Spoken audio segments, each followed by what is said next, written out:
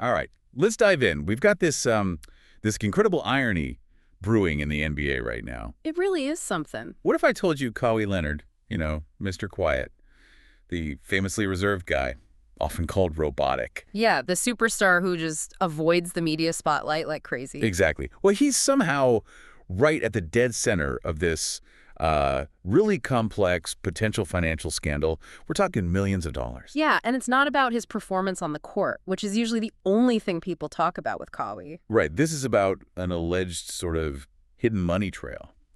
And it could potentially expose the LA Clippers for, well, seriously bending or even breaking the NBA's salary cap rules. It's a huge contradiction, isn't it? A player who basically built his brand on avoiding drama, and now he's tangled up in allegations about maybe the boldest attempt to sidestep the league's financial rules we've seen in a long time. So what's our mission today? Precision. We really need to trace the specific financial connections here. We're focusing on Kawhi Leonard's 2022 endorsement deal with a company called Aspiration. Aspiration, okay. And we need to uncover those threads linking Aspiration back to Clippers owner Steve Ballmer and, crucially, to the Clippers team itself. Exactly.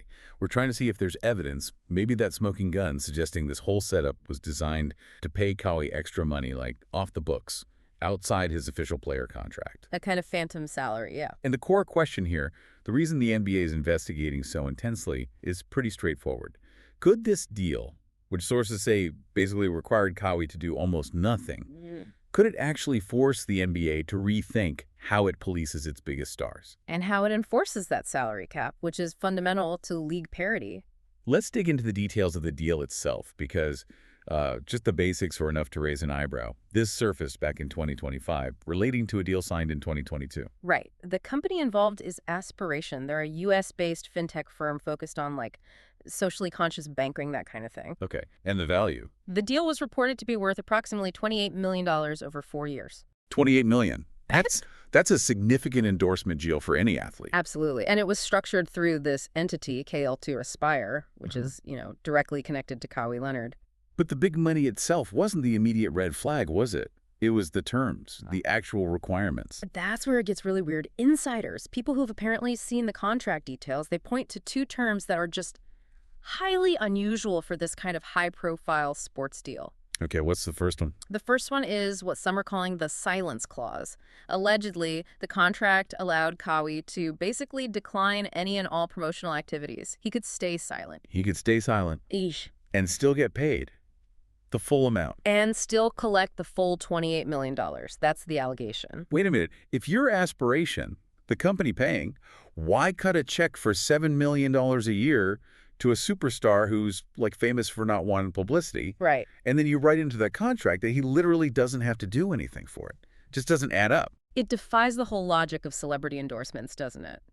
Brands usually pay for exposure, for association, for visibility. Here it looks like they might have paid for, well, silence, or at least the option of it. Which immediately makes you question what the payment was really for. But okay, if that silence clause was suspicious, the second term, the termination clause, that was apparently the real bombshell. Okay, what did that say?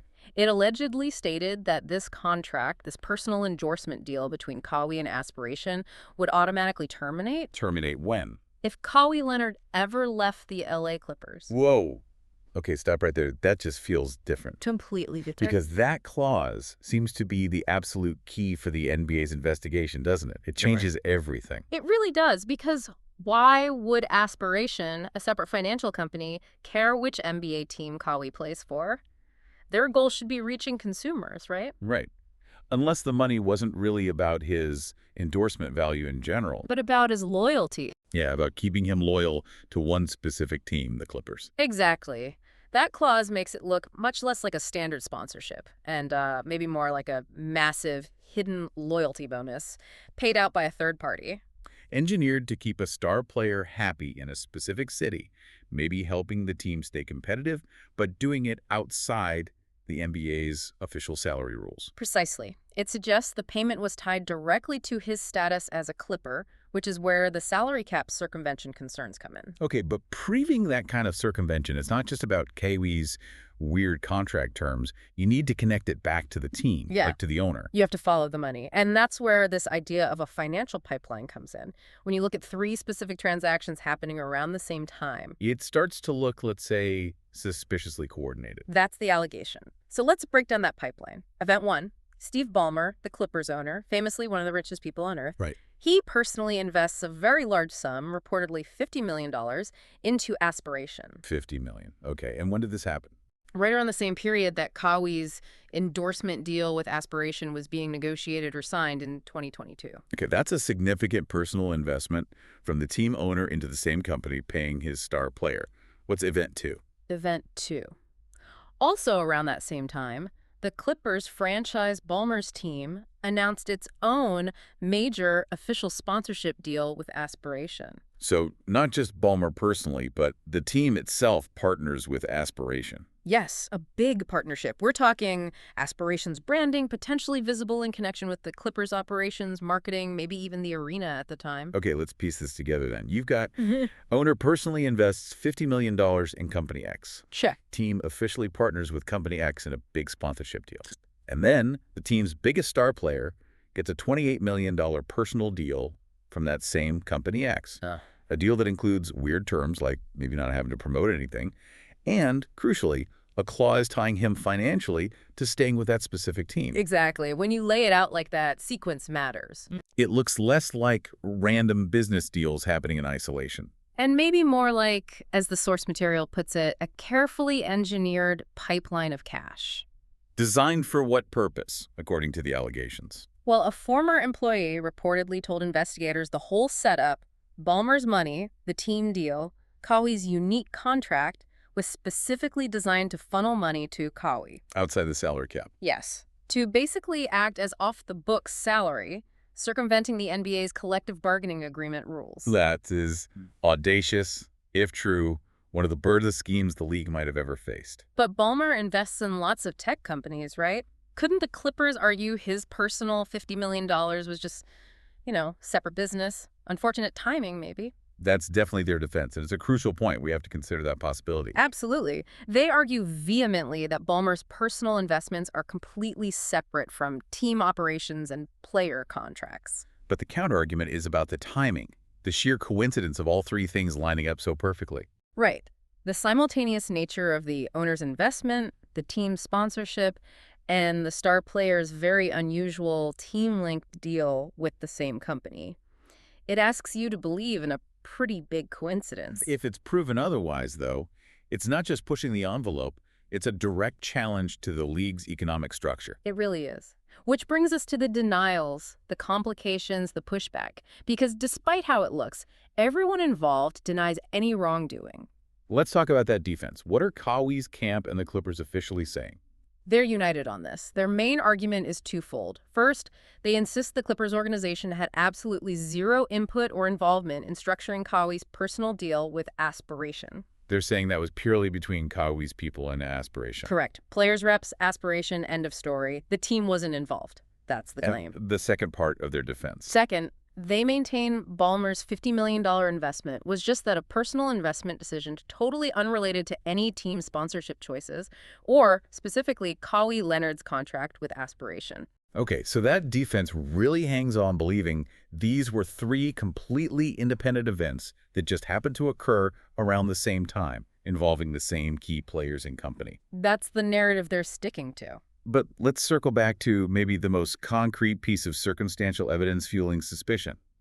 Kawhi's actual actions, or rather, inaction. You mean the fact that he never actually seemed to promote Aspiration? Exactly. For this huge $28 million 4-year deal, did we ever see an ad, a social media post, a campaign appearance? According to the reports, no. Nothing public, no commercials, no Instagram posts, no mention of Aspiration tied to Kawhi. Which is just stunning for an endorsement deal of that size. The silence itself is incredibly loud here, isn't it? It's the crushing irony. The allegation implies they might have used Kawhi's well-known desire for privacy as cover. If he doesn't do promotions normally, maybe no one would notice him not promoting this specific brand. While still collecting the checks. Exactly. So his silence, rather than being neutral, becomes almost damning evidence in the eyes of those suspicious of the deal. From Aspiration's perspective, if it was a legitimate deal, what was their return on investment? $28 million for nothing tangible. It makes the payment for loyalty theory seem more plausible. And then there's another wrinkle, right? Something complicating the picture regarding Aspiration itself. Yes, and it's important to be careful here. This is a separate legal matter, completely unrelated to the Kawhi or Clippers situation directly. Understood. But what is it? Aspiration's co-founder later pleaded guilty to fraud charges in a different case. Okay, so completely separate case, different circumstances. Totally separate. But it does inevitably cast a shadow. It raises questions about the overall corporate governance and internal environment at Aspiration around the time this very unusual deal with Kawhi was being signed. It just adds another layer of, let's say, financial complexity and maybe instability to the background picture. Investigators looking at the Kawhi deal can't completely ignore the context of the company's leadership issues at the time, even if it's technically unrelated. It's part of the overall due diligence. So, with all these threads, where does the investigation stand right now? What are the stakes? Well, the NBA is taking this extremely seriously. Commissioner Adam Silver hasn't just handled this internally. No, they've brought in outside help. High-powered independent law firms are involved, tasked specifically with untangling this financial web. So they're really digging deep. What are they looking for? Everything. Contract language, sure, but also investment records, payment schedules, internal communications, emails, memos, logs, anything that might show coordination. Coordination between who? Between the Clippers team officials, Steve Ballmer's people, and Kawhi Leonard's representatives regarding this Aspiration deal. They're looking for proof it wasn't just coincidence. And if they find that proof, if the allegations hold up, what happens then? The potential penalties are massive, like franchise-altering massive. It could range from enormous fines, hitting both the team and Ballmer personally, potentially in the millions or tens of millions. Okay, fines hurt, but what else? They could strip the Clippers of draft picks, multiple first-round picks potentially, which would cripple their future team-building ability for years. Wow, that's severe.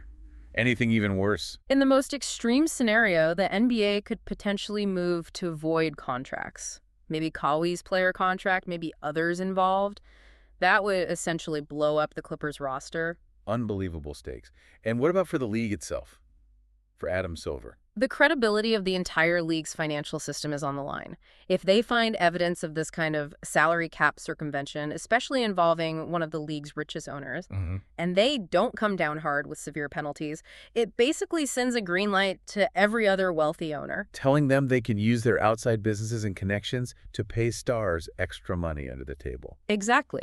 It would make the salary cap almost meaningless for teams with owners who have deep pockets and complex corporate ties.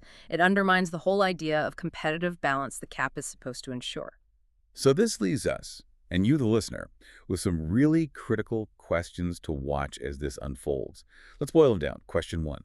Did Kawhi Leonard himself or his direct agents knowingly participate? Did they understand this Aspiration deal was essentially a backdoor payment linked to him staying a Clipper?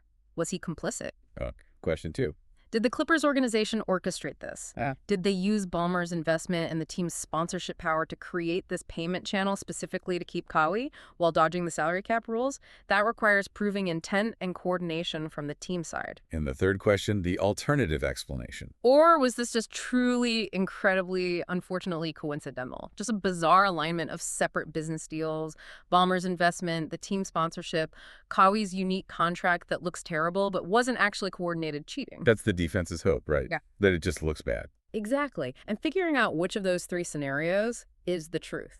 That's the core of the investigation. Because the answer will determine not just Kawhi's reputation or the Clippers' future for the next few years. It impacts the integrity of the whole league. If the NBA can't effectively police these kinds of sophisticated financial dealings, especially when billions are flowing through owners' outside interests, then the salary cap itself feels threatened. It's a stark reminder, isn't it? In a league where every dollar of official salary is scrutinized under the collective bargaining agreement. Sometimes the biggest moves, the highest stakes plays, aren't happening on the basketball court at all. They're happening where? In the quiet complexity of corporate finance, in investment structures, and endorsement deals with very peculiar clauses. In the shadows, you could say. And just think about this as we wrap up. If this arrangement is proven to be a violation, how might that force the NBA and maybe other pro sports leagues too? How might it force them to redefine foul play, to look beyond just player contracts and agent dealings, and start policing the intricate financial connections between team owners, their vast personal wealth, global corporations, and star player endorsements? It could fundamentally shift the battleground for enforcing financial fairness in sports forever.